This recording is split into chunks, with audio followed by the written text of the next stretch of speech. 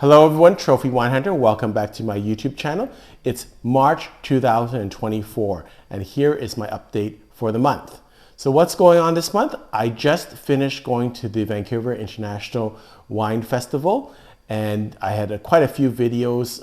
Really pleased that I got some good videos with certain winemakers and wineries that I liked, and was able to present that. It's really neat to have the representative of the winery come in and talk about their wines.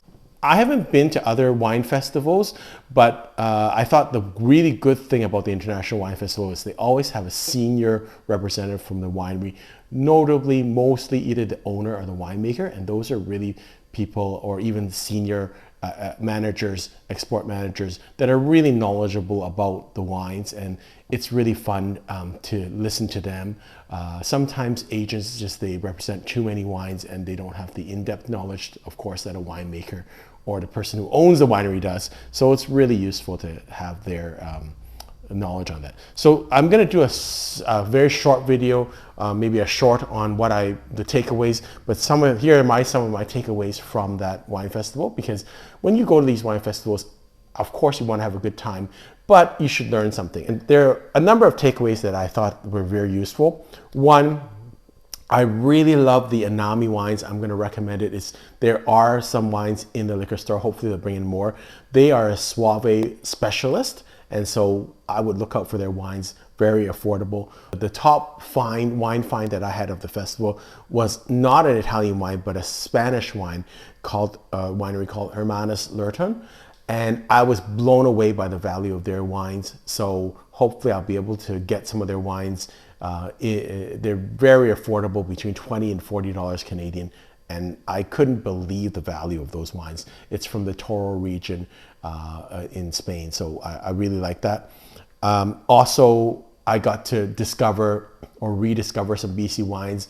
As viewers and subscribers know, I'm not a big BC wine fan, not because I don't want to support the industry, but I find a lot of them are overpriced. So I found a couple that I really think are giving good value. One of them is Blue Grouse, and I will be doing a video on their Pinot Noirs. They sent me a number of their Pinot Noirs, including back vintages. I'm going to taste through them. But I think there's something here with this winery. And again, I'll go through why I think it's an up and coming winery. But that's hopefully, we can catch this before it starts to rise in price. The other one I liked was Blasted Church. I met the winemaker. I thought he's a good guy, Evan Saunders. And I think he's doing good things there. One of the wineries I think I was a little disappointed in the tasting was a winery called Açores La Rose. I did recommend it to my viewers. They had 4 different vintages of their wine. I just tasted their newest one in 2019 and I actually found it on the quite spicy, almost like bell peppery and black peppery, which to me wasn't the direction I like to see in terms of my palate. So so I kind of shied away from the other wines because I really wanted to see what the direction is. I know they've gone through a number of winemaker changes, but at least for my palate, I don't think that's going the direction that I prefer. And then the other big takeaway I think I had was from the Napa Valley.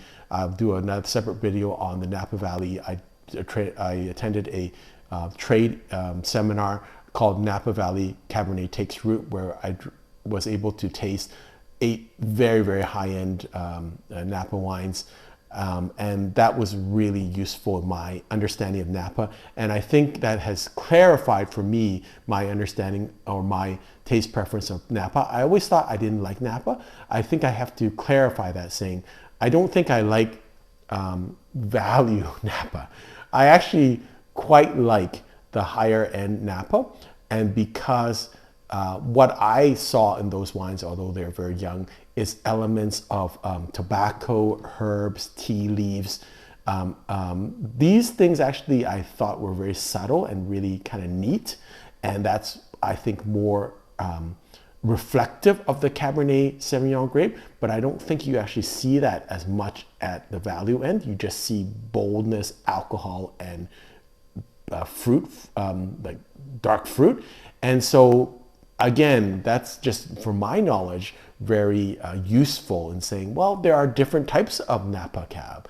And perhaps you can't just make a blanket statement, because I found some of the top end wines actually very balanced. They are tannic, they have fruit, but they were very balanced and had these other elements that I thought were quite nice and really interesting. What's happening this month? I've actually done a lot of tastings. I don't know what happened. Maybe it's because of Lunar New Year. I don't know what, and maybe the International Wine Festival, but it seems like I've done a lot of wine tasting and drinking over the last little while, and subsequently that means I've produced a lot of videos. So I think that will continue on till about May, and then I do travel quite a bit, so that'll be good, because then maybe I'll be busy with my other channels and hopefully posting things on my food YouTube channel and my travel food YouTube channel, and that will give me a break from these, because I've got a lot of videos that I've already done. So what have I done this month? I've actually tasted the 2017 La Fleur Gazan as part of Pomerol, which is the area's interest. I'm going to do a tasting of the Blue Grouse Pinot Noir, a kind of a vertical tasting. I've tasted the Clos Apalta 2016 from Chile. I think that was a 100-point wine by someone like James Suckling or Robert Parker, I can't remember. I've done tasting of a 2019 Favely Monopole from Mercury region called La Framboisière. And in fact, Favely is coming in to do a high-end dinner in Vancouver, and I hope to do a review of that. I've done some Barolos. I reviewed the Figi Luigi Odero wine, and also 2 back vintage of Luigi Unadi, the Costa Grimaldi from the Turlo region. So really interesting stuff coming up, I think, for the next little while. Every month, this is an opportunity for me to talk to my viewers and subscribers about kind of what I think about wine. So 2 points that come from the wine festival tastings. One is that, how do I say this politely? It's really funny, because from my perspective, I know that these are really difficult things for trades, but these events are to promote wineries. And I always find it kind of, I guess, peculiar when wineries or representatives of a winery don't kind of treat you well. And that was my experience. I have this experience every time I go to wine festivals. Maybe it's me, maybe it's I'm inebriated, or I'm not being nice. But I always find that there are certain wineries or certain tables that just have, in my opinion, the wrong attitude. I find this every year.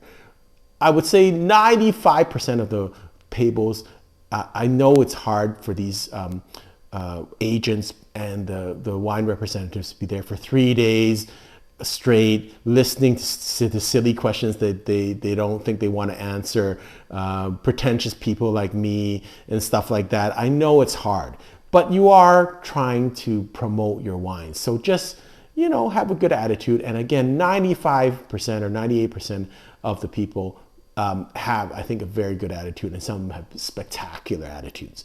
But there's always the exceptions, and I have that every year. So I just wonder why that happens. I had 2 not great experiences. Again, it could be me, it could be how I treated people, but I can just tell you what I experienced. And I went to a number of booths, and most experiences were very, very good, even if I didn't know anything about the winery or whatever.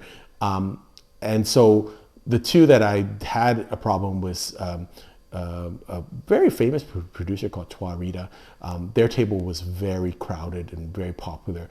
But to their credit, I did kind of send out on social media that I had a problem with their table. They reached out to me right away and said, listen, I'm so sorry about the experience. So I thought that, to me, I needed to acknowledge that they actually did respond, and that's all you can ask for. I probably had maybe it was my fault, maybe it was their fault, but at least they acknowledged my experience and dealt with it right away. That to me shows that they care. The other one was a Lambrusco producer called Clieto Charlo. If you're gonna have a representative, that represents you, and how you react to people also represents you. And so again, that's unfortunate sometimes. The thing is, a lot of times people say, well, Trophy, you've got media accreditation, why don't you just go to trade tastings? And the reason I don't go to trade tastings is because, again, I consider myself a consumer. I consider, I'm really blessed that some people think I know what I'm talking about wine. Sometimes I get media accreditation. Sometimes, people will try to do extras for me. I really appreciate that. But having said that, I really enjoy my role as not part of trade. So I'm not part of the wine industry. I'm not a buyer. I'm not a restaurateur. I'm not a winemaker. I'm not a wine owner. I'm a consumer. And I try to keep that in mind when I do this. I try to really be a consumer. And sometimes I find that, and we have a lot of, really knowledgeable wine experts, master of wines. We have that covered. But sometimes they have a different perspective. They look at it in terms of the technicalities, and they look at it in terms of, maybe, how things are done, the philosophy in terms of organic, the technical aspects. I look at how it tastes and what's the price, and you get value. That's a very different perspective. And so I try to keep that perspective. And likewise, when I go to these events, that's why I don't go to trade tastings generally, because as a trade, you are treated differently. I go in with consumers. Of course, I have media accreditation, but I don't go up to booths and tell them I'm media. I'm actually nothing, quite frankly. I'm just a small YouTuber that has, that people have been nice enough to subscribe to. I really don't think of myself as a wine expert. I know a little bit about wine, but I try to be just a regular consumer. And so I believe that my experience with people is what regular consumers will have. So, and likewise, when I taste the wine, I'm pretty sure that I would say most people can taste what I taste. I don't think I have a really good palate. I don't have specialized, I'm not like a master of wine that can detect wines. I'm just a regular person. And so I want to keep that. I want to keep that perspective because I think it's a unique perspective. That wine educator, wine master of wine categorization, there's lots of people that are already doing that type of stuff. But I want to keep my videos from a consumer perspective and really easy to kind of understand. The other thing I like to try and do with my videos is, as you can see, I'm unpolished. I do actually make mistakes in my video. I don't pronounce things correctly.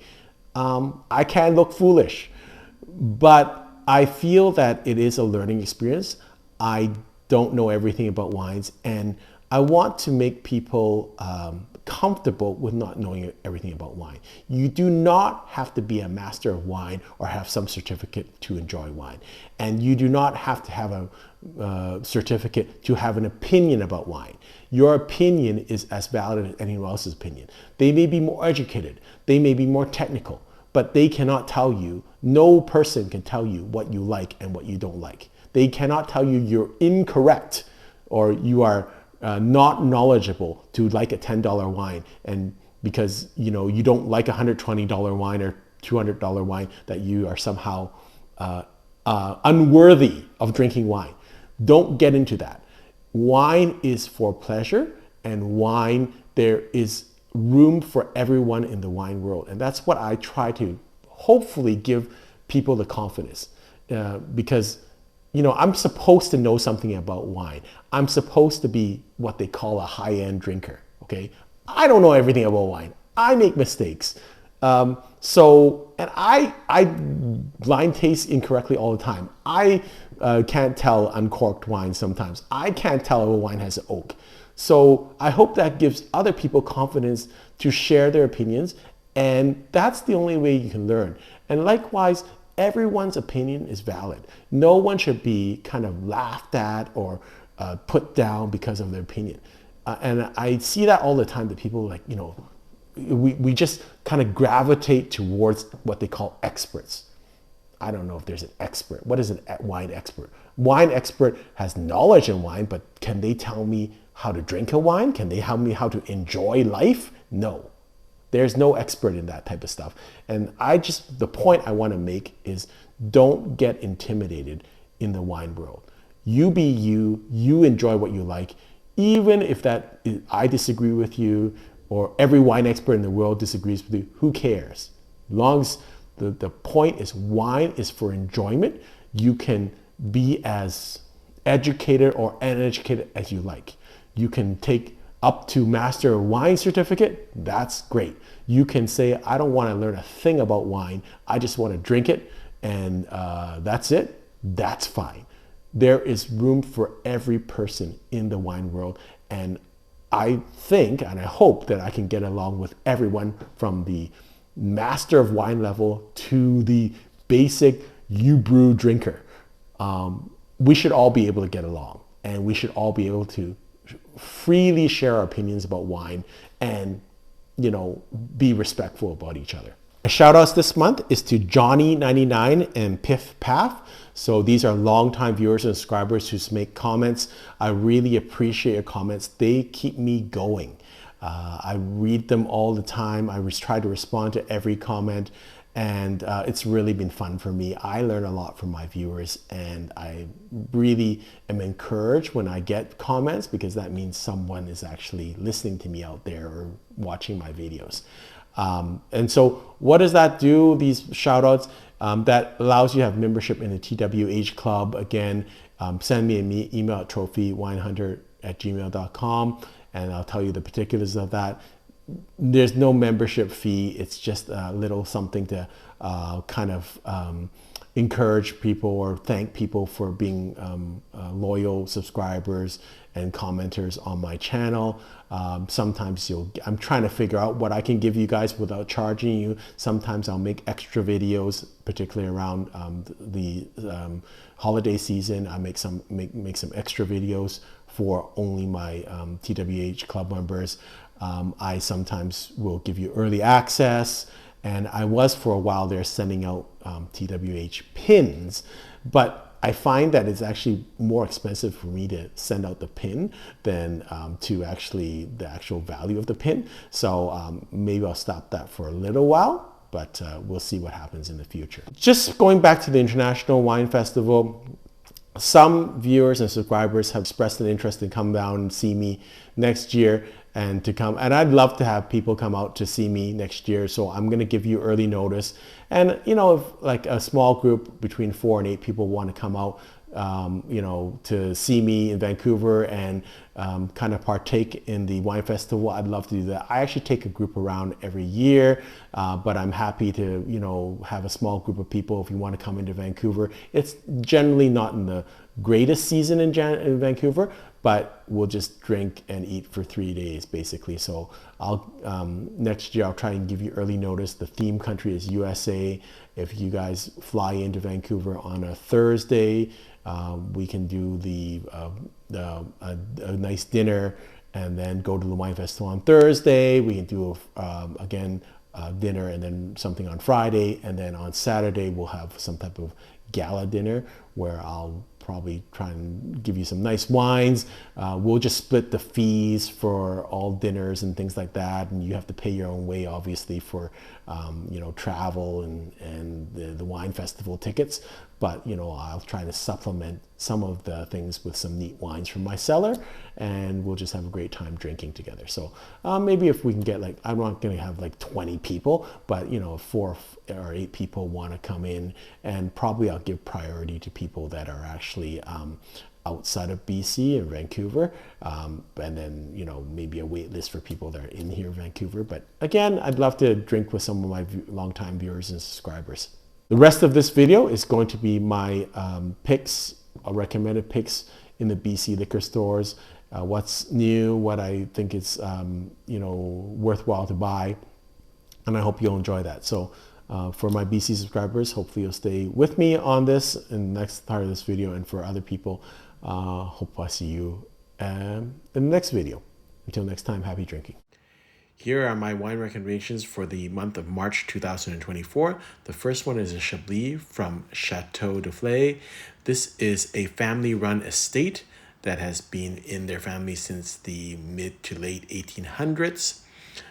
They are a Chablis specialist, and with Chablis wines, they are aged in stainless steel, so there will be no oak in this influence. And pretty neat producer and a fairly affordable price at $47.99. I'm going to recommend an orange wine this month.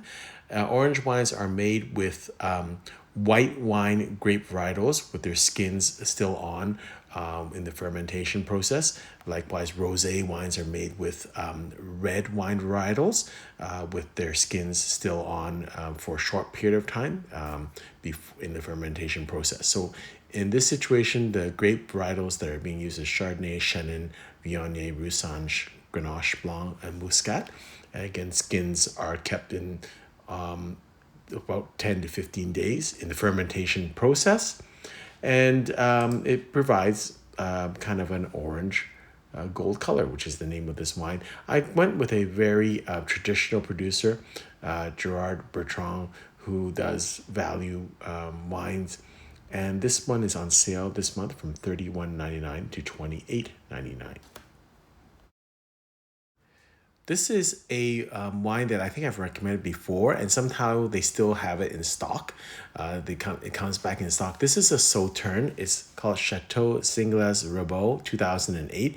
And another kind of advantage of BC liquor stores, sometimes they have these back vintage. So this actually is, I think, a very, very good price. I'll tell you why. So first of all, Chateau Singles Rebot is a Premier Cru Class A Sauterne in the 1855 classification of Sauternes. The top premier class A is going to be Decem, but underneath them is the next level is this level, so that's really good. And the second reason I think this is a great buy, it's 2008, so it's been aged now for almost 16 years, and it's just drinking at its prime. It's $36.99. The BC Liquor Stores is selling a full bottle of the 2019, exactly the same wine for $120. So that means $60 a bottle. So I'm not sure if that makes sense. Like how come a brand new bottle is $60 and a bottle that's been aged for you for 15 years is actually cheaper. So I think it's a great deal. Next one, I'm not sure if I'm going to recommend, but I'm just going to bring it to your attention. It is the Guigal 2020 Côte de Rhône. It's on sale this month from $25.99 to $23.99. I have done a review of this wine. It's a very, very popular wine. Sells a lot. So I did a review for this wine a couple years ago. Not this vintage. Wasn't that impressed, but again, it could be me. And again, it's really well priced, and it does have an 89-point Wine Spectator rating. So anyways, you can try and check it out. It may just be my own personal taste, but again, it's a good price. Next wine is a value wine. The producer is Dominio de Punctum. It's a Tempranillo from the Villa de la Terra de Castilla.